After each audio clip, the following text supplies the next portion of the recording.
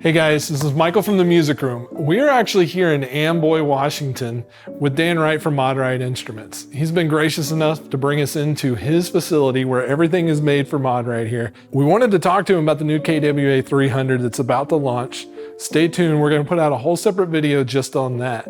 But for now, I kind of wanted to see where everything was made and see what that process looks like. So Dan, you mind giving us a tour and letting us see what it's all like? Sure.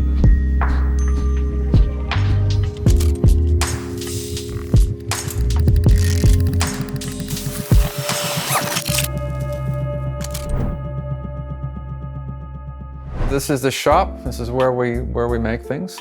We're in the music room right now, which is where I do all final listening. It's also where things burn in for the most part. I listen to every single piece personally before it goes out to make sure it meets my expectations and I'm satisfied with it. That's very important to me. Yeah, here we've got LS300, PH150 phono, a 225 integrated that's going off to TMR. And this is one of the first KWA 300 production amplifiers. It's also sold to a customer in Washington. Very nice. Let's dig in and go see where all this stuff is put together. Sounds good.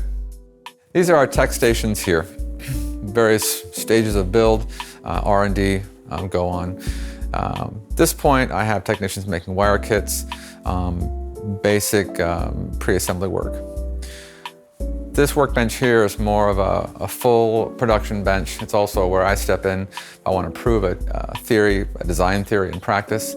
Me getting my hands dirty is essentially where I would be. Julie, our lead technician, is here. She is integral to just about everything we do.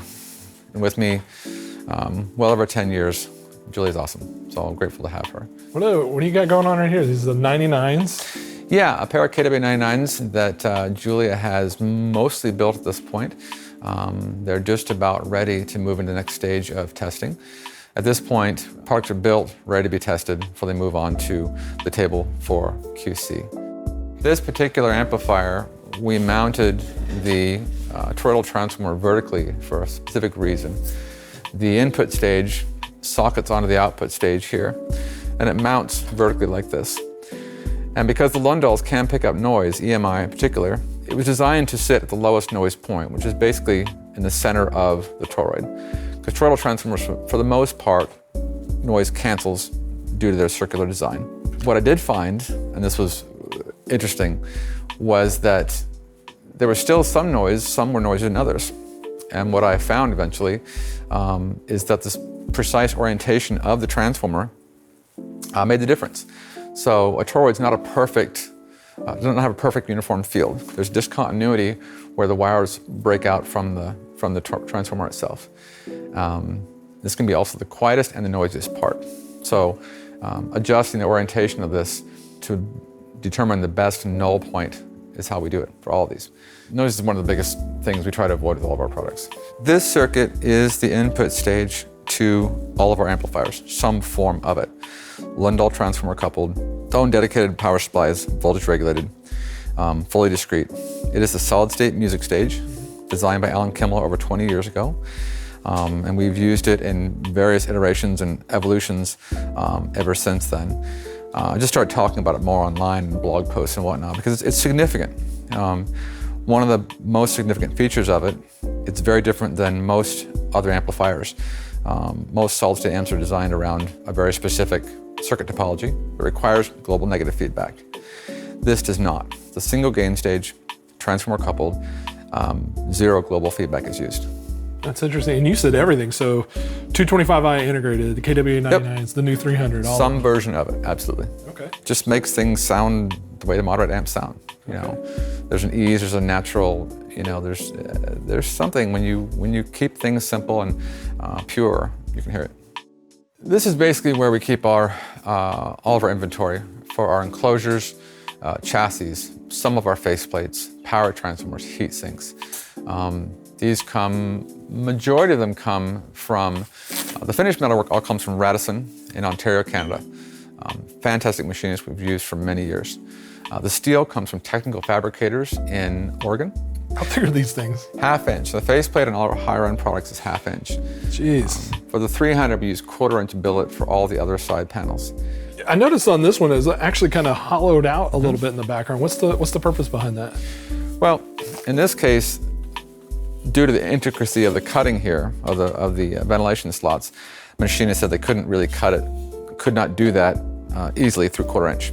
Sure. So they want us to hog it out a certain amount. So we designed a backbone to keep it rigid, and it also takes some of the weight off, because in the cover plate it really does not need to be that heavy, because the amp's already 100 pounds. Sure. So. So you have a kind of a stockpile of heat sinks down here. Yes, we have two types of heat sinks. These are for the 225. We had a number of these made, gosh, I want to say 18 or 19, from somebody else's die. We had a bunch of them made, cut, machined specifically, and then, of course, anodized ModWright blue. For the KWA 300 and the KWA 99s, we had our own die made to give us the flexibility of doing different size amps. We buy this in bar stock lengths, and then they machine the holes and tap things. But with this way, we could have an amp that was, this high or this high, and we stack up the heat sinks based on the size of the amplifier. I noticed as I was looking through here, you're keeping a kind of a stockpile both here and in your parts area of models that I haven't seen in quite a while. What's the story there? We service all of our products for life. Okay, it's really important. We've got Elise DAC parts. We've got AI 325, which is a product that never really made it out of the barn. So we try to keep enough things on hand to be able to service just about anything. Over here we have all the parts we use organized by IPN. Lundahl transformers, cables, connectors, PCBs, tubes. Manufacturing electronics means a lot of parts. Most of them are not big parts, which is a good thing. Speaker manufacturers have a whole different set of space required. We stock parts for all the current products and most of the older products as well. As I said, we do service them for life. That's awesome. I mean, pretty good stockpile of tubes here too. I mean, is there ever been a time where you've kind of gotten low on a part, not been able to find it, that kind of thing? During COVID, we had some difficulties. Yeah. I'm aware of which products can be low now, and we red flag them to make sure we always have plenty. Yeah, here's this is the old Audio Precision that I use. This is the final testing for all the amplifiers and preamplifiers. This is an early vintage AP that just works. I don't want to replace it because, quite frankly, all my tests are based on it, and I've used it for so long, I know what to expect from it. So quality control, this is everything, what, Yeah. 2 steps before it hits somebody's door? Yeah, here it's been built, it's been inspected. Next here would be firing it up, testing it, make sure everything works. Voltage is measured onto the Audio Precision for QC before it then moves into the music room for actual burn-in. So you're actually making these in small batches at this point? Yes, we do. At this point, they've been built, assembled. The next step would be physically testing them, measuring voltages, doing quality control. This is a KWA 300 prototype, right? And then this is where a lot of the design started from, KWA 150, right? The 150, that design is, my goodness, nearly 20 years old. The 150 was the very first solid state amp we did. Then the 150 Special Edition. After that, the 100, the KWA 200, KWA 225, KWA 99. So the 300, it is a major evolution or a redesign of the original concept. We've made a number of improvements, streamlined circuitry, streamlined assembly, shortened signal paths, much more power, much lower noise, much lower distortion. This is 300 watts a channel versus 150. It's 550 into 4, all billet construction. Again, a same style of input stage, the solid state music stage, in a more evolved form. So it's a grown-up, evolved version of our very first amplifier. Yeah, and you also mentioned the KWA 99s were the first place you started using MOSFETs. The 300 is also a MOSFET design? No, the 300 I evaluated both, and for an amp at this power, at this level, I decided bipolar made more sense. Okay. It's a subtle difference. The 99s at 100 watts, at the sound, the quality of sound I was looking for, the tonality, the MOSFETs are amazing, absolutely amazing. At this level, at this power, and driving big speakers, dynamic systems, I thought the bipolars had a little more punch, a little more immediacy, perhaps. Well, let's go in here and actually listen to this thing and see what it sounds like. All right, we're kind of back where we started in here. Before we leave though, you've got some really cool pieces in here I wanted to highlight. First over here though, I see a really interesting piece. This is a Cambridge CX MV2, but this is kind of where you got started, isn't there? Or not this specific piece, but modding gear? Right. The very first piece we ever modified was a Pioneer 414 DVD player. And it wasn't even tubes at that point. Then an MSB Link DAC, etc. The tubes came later. And of course, we're known for the Oppo UDP 205 tube mods we did. But we did some Cambridge CXNs for a time as well. And I've always found tubes and digital to go together very well. In fact, I like tubes in line level system pretty much everywhere, except for power application, I still prefer solid state these days.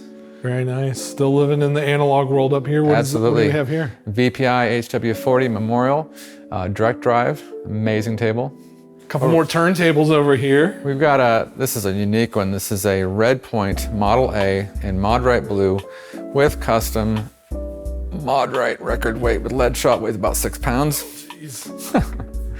Some of this stuff is just kind of OG. I mean, this is early 2000s. The speakers, I just love them. Carl Schumann of Audio Machina designed these. We did some shows together for a time, and I saw them at TMR. We used them at an event, blew my mind, so I had to have them. So they're in my system now. Yeah, I remember helping move these, and didn't think I was ever going to see them again. I'm glad you're not having to move them again. These things they're on rollers for a reason, man, so I can move them easily. Awesome. And the Pure Fidelity turntable, outstanding, in quilted maple dyed blue as a theme here. That is stunning. And then we're back to the KWA 300. Yep. You know what? Before we dive into that, guys, we're going to stop this here because we want to dive into this a little bit deeper in a separate video. So stay tuned. Dan, thanks for all your time. Thanks for having us out here. Appreciate it. This is going to be a killer amp. If you guys haven't heard it, when you do get to hear it, you're going to love it. I promise you that. I've got to hear it a couple times. We're going to sit down and listen to it a little more. And then, like I said, stay tuned. We'll dive into it with you in a whole separate video. Thanks. Thanks.